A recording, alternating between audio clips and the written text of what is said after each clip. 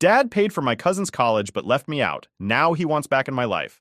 But I finally found out why he did this, and the truth was not what I expected. So I'm 28 now, married to my wife, Haley, and we just had our first kid about 2 months ago. A baby boy. We've been together for a while, and having our son was honestly one of the happiest moments of my life. Naturally, we were excited and shared a few photos of him on Facebook. I thought nothing of it at first, just proud to show off my kid. But looking back, I should have known better. I haven't spoken to my dad in almost 10 years, and somehow my relatives took those photos and sent them to him. It's funny how people just can't mind their own business. Let me back up a bit to explain why me and my dad aren't exactly on speaking terms. It all goes back to when I finished high school, and things were supposed to be looking up for me. I was ready for college. I had decent grades, not top of the class or anything, but I worked hard, and I was really excited to take the next step. I wasn't expecting a handout, but I figured my dad would at least help me out with tuition, especially since he was doing pretty well for himself. Here's the thing. My cousin Peter, who's only a few months younger than me, was always around growing up. We were basically raised together, and while we were close at times, there was always this weird competition between us, almost like we were brothers, but not really. The truth is, my dad always seemed to have a soft spot for Peter. I'm not sure when I first noticed it, but it became pretty clear over the years that Peter got the better end of the deal whenever my dad was involved. Now, Peter didn't exactly have an easy life. His parents, my uncle and aunt, were always struggling to keep their cafe afloat. They were decent people, just constantly busy with their business and didn't have much time for him. So my dad stepped in. He'd take Peter out for stuff, help him with school, and was generally more present for him than Peter's own parents. I didn't think much of it back then because, I had my dad full time. It was just me and him since my mom left when I was a baby. So I guess I assumed that made me his number one priority. Boy, was I wrong. High school wasn't easy for either of us, but I worked my ass off to keep my grades up. I was doing all right. Better than Peter, actually. Peter was struggling, especially in math. I spent hours tutoring myself while Peter got help from my dad. There were times I'd look over and see my dad sitting with him at the kitchen table, going over algebra, and I'd wonder why he didn't do that with me. But I let it slide, thinking, well, Peter needs the help more. Things didn't really blow up until after we graduated. That's when the whole college thing came up. I was already stressing about how to pay for it. Like I said, I didn't expect my dad to cover the whole thing, but I figured he'd help me out at least a little bit. I even looked up scholarships and part-time jobs, trying to figure out how to make it all work. Then, my dad drops a bomb on me. We were sitting in the living room one night, and I asked him about college. Just a casual conversation, really. I was ready to talk about what schools I was looking at and what I might major in. But before I even got into it, my dad cut me off and said, Michael, I think you should look into getting scholarships. I'm not going to be able to pay for your tuition. I just sat there, stunned. I didn't know how to respond at first because I wasn't expecting that. It wasn't like my dad was broke or struggling. He was doing well in his job, living comfortably, and I wasn't asking for the world, just some help. So I asked him why. I said, why can't you help me? You know how important college is to me? He shrugged. And that's when he told me something I'll never forget. I'm covering Peter's tuition, he said, like it was no big deal. Like I should have seen it coming. I couldn't believe what I was hearing. I mean, I knew my dad had been helping Peter's family for years. He'd lend them money here and there to keep their cafe running, but this, paying for Peter's college instead of mine, it felt like a slap in the face. I didn't know whether to laugh or scream, so I just sat there, stunned. After a minute of awkward silence, I asked, why him and not me? I'm your son. My dad sighed, like he was tired of explaining it to me, and said, Peter's family is going through a tough time right now. They can't afford to send him to college, and I need to help them. You can get a scholarship or student loans. You'll figure it out. Besides, Peter's like a brother to you. You should want to help him. At that moment, I felt my blood boil. I snapped back, he's not my brother, he's my cousin. Why are you acting like he's your son? My dad's face went cold. He stood up, crossed his arms, and looked at me like I was some stranger. If you're going to have that attitude, maybe it's time you find somewhere else to stay, he said. And that was it. My dad had made his choice. He chose Peter over me, and I was out. I didn't even have time to pack properly. I grabbed some stuff and left, crashing at a friend's place for a while. I had no plan, no idea what I was going to do next, but I knew one thing for sure. I wasn't going to let my dad's decision ruin my life. For the next few weeks, I scrambled to find a way to pay for school. I applied for loans, scholarships, anything I could think of. But without my dad's support, none of it worked out. I couldn't afford tuition, rent, food, all the basics. So I did what I had to do. I dropped out before I even started. College wasn't happening for me. It hurt like hell, especially knowing Peter was off living the dream my dad handed him on a silver platter. That was when I realized my relationship with my dad was never going to be the same. He made his choice, and it wasn't me. From that moment on, I decided I wasn't going to rely on anyone but myself. If my own dad couldn't have my back, then I'd figure things out on my own. And that's exactly what I did. I didn't have a plan. All I knew was I wasn't going back to my dad's place. I felt completely abandoned. It wasn't just about the money anymore. It was the fact that my own dad didn't see me as his priority. He'd made his decision, and that decision was Peter. I wasn't exactly swimming in options. College was out of the picture, and with no backup plan, I had to find work fast. I couldn't just stay on my friend's couch forever, so I started looking for jobs. Problem was, without a college degree, the jobs I could get weren't exactly going to pay the bills. Every job I found either paid next to nothing or expected me to work insane hours for peanuts. I was desperate, though, so I took whatever I could find. I ended up landing this temp gig at a warehouse. The pay was garbage, but at least it was something.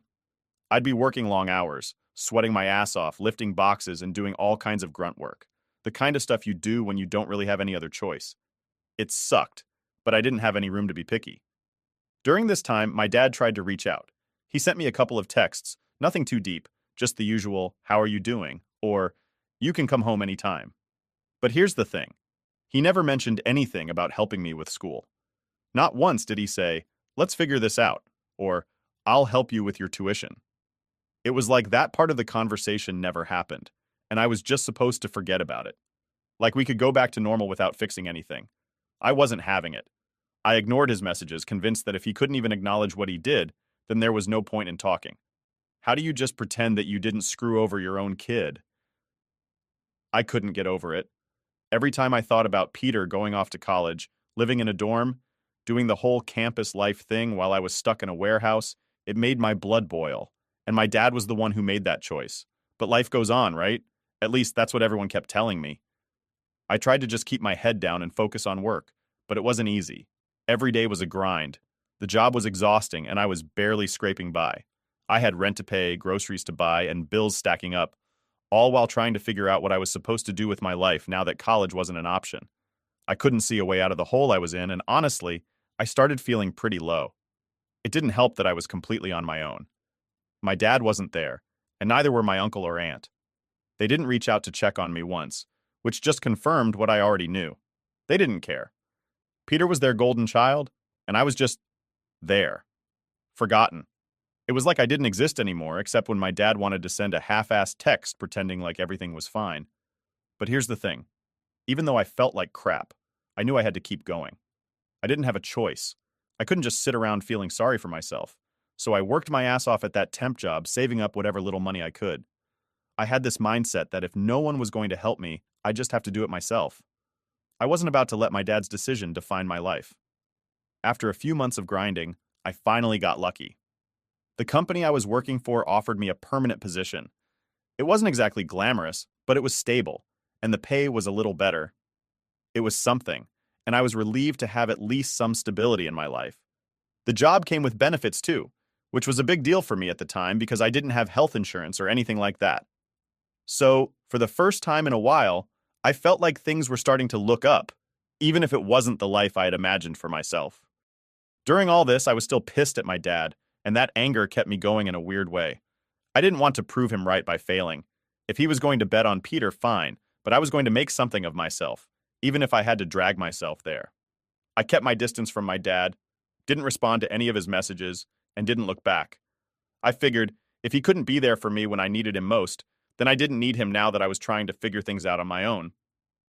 Meanwhile, I started hearing through the grapevine that Peter was doing well in college. He'd send updates to the family about his grades, his new friends, all that college experience stuff I never got to have. And my dad would gush about it to anyone who would listen. Every time someone told me how proud my dad was of Peter, it felt like another punch in the gut. My own dad couldn't even say he was proud of me for holding my life together. But Peter? He was like the second coming of Christ in my dad's eyes. That's when it really hit me. My dad didn't just choose Peter's education over mine. He chose Peter, period. He was more proud of what Peter was doing than anything I had done. And that hurt like hell. I started to feel like maybe my dad never really cared about me the way a dad should. I don't know if he ever did, or if I was just too blind to see it growing up. Either way, it was obvious now. Peter had replaced me, and I had to learn to live with that. I kept grinding at my job, slowly working my way up. It wasn't the most exciting life, but I had a roof over my head, and I was doing it on my own. I didn't need anyone's help, least of all my dad's. And honestly, that started to feel like its own kind of victory. I didn't need to go to college to make something of myself. I was proving that with hard work, you can get by, even when the odds are stacked against you. Still, every time I thought about what my life could have been like if my dad had just helped me out a little, it pissed me off all over again. But I guess that's just part of the deal. You live with the choices people make for you, and you either let them define you, or you figure out a way to rise above it. I wasn't going to let my dad's choice ruin me, even if it meant carrying that anger around with me for a long time.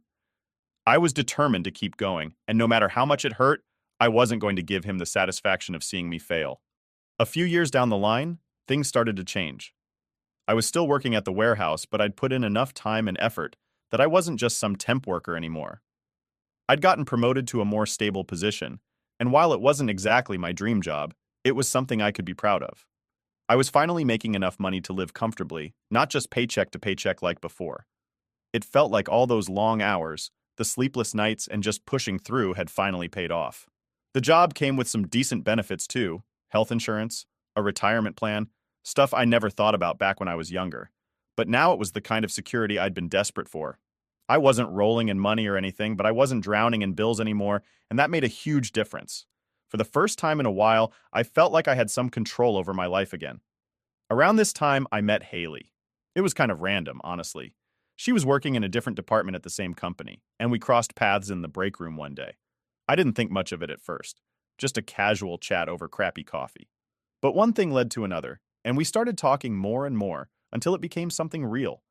We clicked in a way that felt easy, and before long, we were dating. Being with Haley made me realize just how much of my energy I'd been putting into being angry about my dad. She was like this breath of fresh air, someone who made me feel like I didn't have to keep proving myself to the world or carrying around all that bitterness. She didn't care about where I went to school or that I didn't go to school at all. She just saw me for who I was, and for the first time, that felt like enough. Of course, while all this was happening, my dad kept trying to reach out. His texts never stopped, but they were always surface level. Stuff like, "Happy birthday, hope you're doing well," or "Merry Christmas, miss you." But every time I just couldn't bring myself to respond. It's not that I didn't think about it. I'd stare at those texts for a while sometimes, wondering if I should just let it go and reach back out. But then I'd remember how he never apologized, never even acknowledged what he did, and all the anger would come flooding back. It's funny because by this point, I wasn't struggling anymore. I wasn't the broke kid who had to drop out of college and work whatever temp job I could find. I was doing okay. Better than okay, actually. I had a stable job, my own place, and Haley, who made everything in life feel brighter. But none of that erased the fact that my dad had chosen Peter over me when it really counted. I don't think anything could erase that. Speaking of Peter, I heard bits and pieces about him through the family grapevine. He'd graduated college and gotten a job, but from what I gathered, it wasn't the high-paying career my dad had probably envisioned for him. Apparently, he was struggling a bit, not making much money and living in a small apartment with his girlfriend. I'd be lying if I said it didn't feel like some kind of justice. Here I was, the kid who got left behind, and I was doing better than the golden child my dad had poured all his support into. It wasn't like I was keeping tabs on Peter, but people talk. Family members who I hadn't spoken to in years would randomly bring him up in conversation, usually trying to get me to reconnect with my dad. They'd say things like, "You know, Peter's not doing so great. You should talk to your dad. He misses you." But every time I heard that, it just reminded me why I kept my distance in the first place. My dad made his choice and I made mine. Haley was always super supportive during this time. She never pushed me to talk to my dad or made me feel guilty for cutting him off. In fact, she was the one who told me I didn't owe him anything. That was a game changer for me because, up until then, I'd always felt this pressure to eventually forgive him, like it was something I had to do because he was my dad. But Haley helped me see that I wasn't responsible for fixing the mess he created. That mindset shift made a big difference in how I approached my life. I stopped feeling like I was waiting for my dad to come around or for some magical moment where everything would get resolved. Instead, I focused on what I had in front of me. my job, my relationship with Haley, and the life we were building together. And things just got better from there. After a couple of years, I proposed to Haley. It wasn't some big elaborate thing. We weren't those people who needed a fancy dinner or an Instagram-worthy proposal. I just took her to a park we used to walk through on our lunch breaks, and I asked her. She said yes, of course, and we got married a few months later in a small ceremony. Just close friends and a few family members. It was perfect. And I didn't think about my dad once that day. Our life together was simple, but it was ours. We moved into a decent apartment, got a dog, and talked about starting a family someday. I finally felt like I'd made it, in my own way. I didn't need my dad's approval or his money. Everything I had I'd worked for, and I was proud of that. Of course, my dad didn't stop trying to reach out. He sent a message when he found out I got married saying something like, "I'm so happy for you and Haley. I wish I could have been there." It was almost laughable to me because, again, no mention of an apology. No acknowledgement of what went down between us. Just him acting like he should have been part of my life all along. I didn't respond. I didn't see the point. How do you let someone back in when they don't even recognize the damage they caused? It wasn't just about the money or the college thing anymore. It was about the fact that he never saw me as his priority, and nothing had changed in all the years since. So I kept living my life. Haley and I eventually decided we were ready to start a family, and that's when we had our son. He's the best thing that's ever happened to me, and holding him for the first time made me realize how much I wanted to be the kind of dad I never had. I'm not perfect, and I'm sure I'll mess up sometimes, but I know for sure I'll never make my kid feel like he comes second to anyone else. A few days after we posted the pictures of our son on Facebook, my phone rang. I looked at the screen and saw my dad's name pop up. It was like the universe was testing me. I hadn't spoken to him in almost 10 years, and suddenly, there he was, reaching out after seeing pictures of my son. Part of me wanted to just ignore it, like I had with all his texts before, but another part of me was curious. Maybe this was the moment I'd been waiting for. The moment where he finally said he was sorry. Maybe becoming a grandfather would make him realize what he'd lost. So I picked up the phone. "Hey, Michael," he said, his voice almost hesitant, like he wasn't sure how I'd react. I stayed quiet for a second, waiting to see what he'd say next. He kept talking, going on about how much he missed me, how hard it's been not being in my life, and how he felt bad for not being at my wedding. All the while I was just sitting there, listening but not really feeling anything. It was all empty words. Then he brought up the pictures of my son. "I saw the pictures of your little boy. He's beautiful, Michael. I'm really proud of you." That's when I snapped. "Proud of me?" I shot back. "You're proud of me now after everything? You weren't there for any of it. You didn't help me with college. You chose Peter over me, your own son, and now you're proud of me?" The silence on the other end of the line was thick. I could tell he didn't expect that reaction, but I wasn't done. "You've never even apologized for what you did," I continued, my voice rising. "You threw me aside like I didn't matter, and now you want to come back into my life like nothing happened?" He started to respond, but I cut him off. "You know what? Maybe Peter is your real son. You treated him like one all those years. Maybe you and Aunt Susan were more than just family." I threw it out there, more to hurt him than anything else. I didn't believe it, not really. I just wanted him to feel as crappy as I did. But here's the thing. I expected him to get mad, to yell back, to defend himself. Instead, there was this long pause on the other end of the line, and when he finally spoke, he sounded confused. "Michael, what are you talking about?" he said, almost like he was struggling to process what I'd just said. His reaction caught me off guard.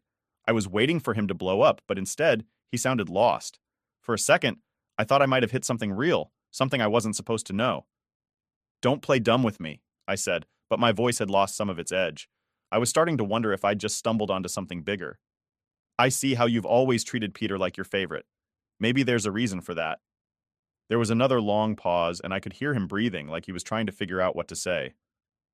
"Michael, that's not true," he said quietly. I don't know why you'd think that." But the way he said it, the hesitation in his voice, it didn't sit right with me. Suddenly, I wasn't so sure I'd just made it up. I'd thrown that out there to hurt him, but his reaction wasn't what I expected. It was like he was genuinely confused, but at the same time, it felt like maybe there was something there that even he hadn't considered. I didn't know what to do with that. I'd been so sure of what I was saying, so sure that I was just lashing out, but now I wasn't sure of anything. The thought that my dad could have been cheating with his brother's wife was something I hadn't really believed until that moment. But now, Now I couldn't shake the feeling that maybe there was more to the story. You don't know, do you? I said, half accusing, half questioning. Maybe you've been lying to yourself this whole time. Michael, that's enough, he said, his voice more firm now. I don't know what's going on in your head, but that's not what happened. I loved your mom, and I would never do something like that to my brother. But the damage was done. His confusion, the way he stumbled over his words, it planted a seed of doubt in my mind. I wasn't sure what to believe anymore. I didn't trust him, not after everything. But now there was this nagging thought in the back of my mind that maybe I'd uncovered something real. I don't even know what to believe anymore, I muttered. But I do know one thing. You still haven't apologized for any of it. For choosing Peter over me. For making me feel like I didn't matter. I'm sorry, he said quickly, almost too quickly. I'm sorry you feel that way. I hated that phrase. Sorry you feel that way. It wasn't an apology. It was just another way of deflecting responsibility. I let out a bitter laugh. That's not an apology, Dad. That's just you trying to avoid the truth. He tried to say something else, but I'd had enough. Look, I said, cutting him off. I don't know what's real anymore, and honestly, I don't care. The fact is you hurt me. You made your choice a long time ago, and it wasn't me. I want to make it right, Michael, he said, almost pleading now. I don't know how, but I want to. I didn't know what to say to that. I was still reeling from the thought that maybe, just maybe, my dad's connection to Peter was deeper than I'd ever realized. But even if that wasn't true, it didn't change the fact that my dad had failed me. I didn't need him in my life to remind me of all the ways he'd let me down. I need time to think, I said finally. I don't know if I can trust you. Not after everything. I'm not saying it's impossible, but don't expect anything soon. We ended the call not long after that, and I sat there for a long time, staring at my phone, trying to make sense of what had just happened. Did I really believe my dad had cheated with his brother's wife? I wasn't sure. But his reaction had opened a door I wasn't ready to walk through. All I knew for sure was that things were even more complicated than I thought. Update. After that call with my dad, I couldn't shake the feeling that maybe, just maybe, what I said wasn't completely off base. It started as me trying to hurt him, throwing out the accusation that Peter might actually be his son, not just my cousin, but the way he reacted, hesitant, confused. It was like he didn't know how to respond, and that got to me. I hadn't spoken to my dad in almost a decade, so maybe I didn't know everything about him anymore. Could there be some truth to what I said? I'm not in contact with my dad, and I don't go to family gatherings, so figuring this out wasn't going to be as simple as talking to people face to face. I started digging into memories instead, thinking back on things that hadn't crossed my mind in years. There were these late nights when my aunt, Peter's mom, would show up at our house. I must have been 8 or 9 years old at the time. She would always have some excuse, dropping something off, checking in on us. But it was odd how often she came by when my uncle wasn't around. At the time, I thought nothing of it. But now those late-night visits seemed suspicious. I remember my dad would act differently when she was there, like he was on edge. He'd send me to bed early or make sure I wasn't around while they talked. Sometimes I'd catch them whispering in the kitchen, but I never overheard anything. At the time, it all seemed so normal. Adults talking about adult things. But now I was starting to wonder what those conversations were really about. Piece by piece, the puzzle started coming together in my head. My dad's over-the-top favoritism towards Peter. The way he would always defend Peter, no matter what. And the fact that he never showed me the same kind of support. It wasn't just because Peter's family was struggling financially. Maybe it was because Peter was more than just his nephew. I started looking for anything that could give me a clearer picture. I dug through old family photos, trying to spot something, anything that could confirm my suspicion. I even reached out to a couple of old family friends, subtly asking about those years when my aunt used to come by the house. I didn't ask directly, of course. I didn't want to raise any red flags, but no one had any answers. Everything seemed to point back to the same place. I was on my own in figuring this out. The more I thought about it, the more it all added up. I remembered a time when my dad went out of his way to defend Peter, even when Peter was clearly in the wrong. We were teenagers, and Peter had gotten into some trouble at school. Nothing major, but enough that we both got punished. My dad's reaction was bizarre. He wasn't angry at Peter like I thought he would be. Instead, he kept telling me to go easy on him, to understand that Peter had a different kind of pressure on him. At the time, I thought he was just being protective, but now I see it in a whole new light. I didn't need a DNA test to confirm what I already knew deep down. Peter was my dad's son. It was the only explanation that made sense. The late-night visits, the way my dad treated him, the years of favoritism, it all pointed to the same truth. But now that I knew, I didn't know what to do with it. Should I confront my dad again? Should I tell my uncle the truth? The thought of telling my uncle made me sick to my stomach. He had no idea that the kid he raised as his son wasn't really his. I couldn't imagine how devastating that would be for him. My uncle isn't a bad guy. He worked hard, took care of his family, and loved Peter like his own. Telling him the truth would tear his world apart. And what about Peter? He didn't know either. As much as I resented him growing up, he didn't deserve to find out his whole life was built on a lie. He didn't ask for any of this. The more I thought about it, the more I realized that telling the truth wouldn't make things better for anyone. It would just cause more pain. For now, I've decided to keep it to myself. I don't know if that's the right choice, but it's the one I'm going with. Maybe one day I'll tell my uncle. Or maybe I'll take this secret to my grave. But right now, I don't see the point in blowing up everyone's life over something that happened years ago. My relationship with my dad is already broken, and knowing the truth isn't going to fix that. It's a heavy burden to carry, knowing that Peter is my dad's son and that no one else knows the truth. But what good would it do to tell them? My dad made his choices and I've made mine. Maybe keeping this secret is my way of taking control of a situation that was never really in my hands to begin with. I still don't know what to think about my dad. Part of me wonders if he even knows for sure that Peter is his son. Maybe he's been lying to himself all these years, or maybe he's just as clueless as everyone else. Either way, it doesn't change the fact that he failed me as a father. Whether or not Peter is his biological son, the way he treated me is something I can't forgive. For now, I'm at peace with keeping the truth to myself. It's not my job to fix the mess my dad created, and it's not my job to blow up my uncle's life. Maybe one day I'll decide differently, but today I'm choosing silence.